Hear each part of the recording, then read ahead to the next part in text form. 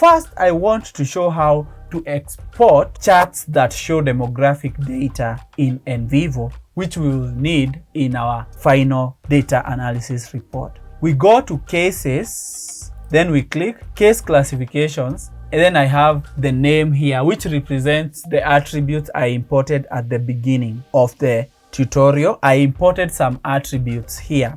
So if you look at David here, and I click on the plus sign, let me say I want to draw a chart of the different ages of the interviewed participants. What I'll do is click on the plus sign of the participant, then come to the age attribute and right click. You will see a pop-up comes up where it asks me chart cases by attribute value and hierarchy chart of attribute value combinations. I want a chart, so I click chart, and you can see we have a chart of the different participants. We can already see that age, 5 participants were 13 years and only 1 participant was 14 years. But this chart has so many elements that I do not want. It has unassigned and not applicable. So you right click on the chart and go to select data. I come to the x-axis attribute. The x-axis is the horizontal line. I want to click on all attributes values except unassigned and not applicable. I click OK.